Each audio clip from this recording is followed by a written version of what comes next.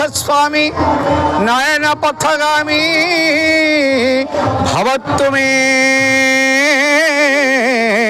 जगन्नाथ स्वामी नयन पथगामी भवतु मे। प्रभु श्री अनंत कोटि ब्रह्मांडर कैवल्य ठाकुर जगन्नाथंकर चरणार बिंदरे ए अधमर अनंत कोटि प्रणाम दंडवत मणिमा अनंत कोटि प्रणाम दंडवत। परिचय प्रदान करुछे दंडपाणी महापात्र श्रीक्षेत्रपुरी गवेषक जगन्नाथ संस्कृति। आजिर ए चंदन पुष्करिणीर सार सत्य प्रदान करी कारण सत्य जुगरु आरंभ करी कलिजुग पर्यंत जगन्नाथंकर जेते सब लीला अच्छी से लीलार कथामृत जोटा कि जगन्नाथ कथामृत को मु आज स्वागत करुछे और धन्यवाद प्रदान करुछे कारण जगन्नाथ संस्कृति एक ऐतिहासिक संस्कृति पौराणिक संस्कृति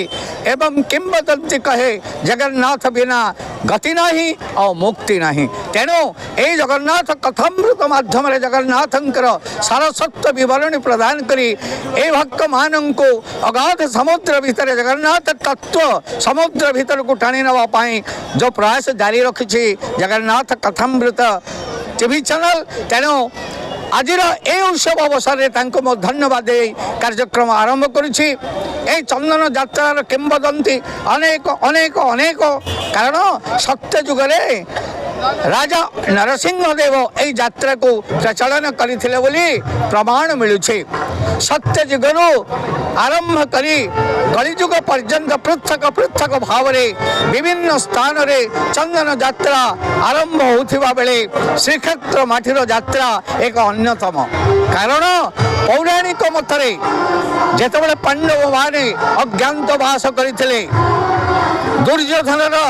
जो चली अन्य अत्याचार एक छत्रवाद शासन से शासन भितर थिला शर्त अज्ञातवास रे जदि सेमानकर परिचय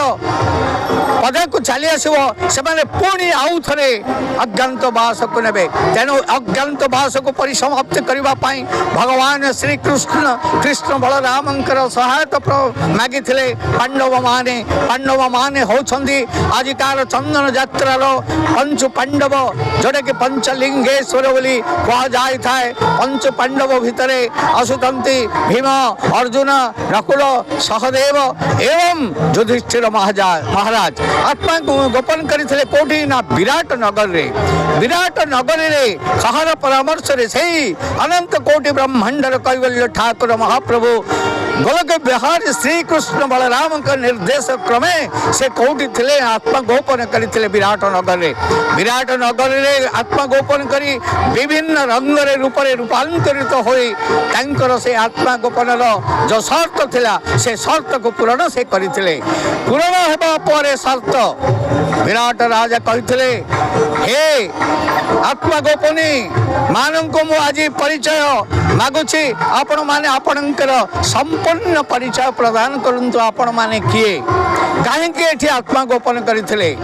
आपणकर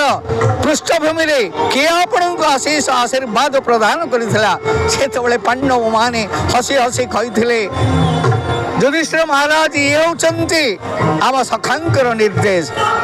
ए सखा होचंती कृष्ण भगवान।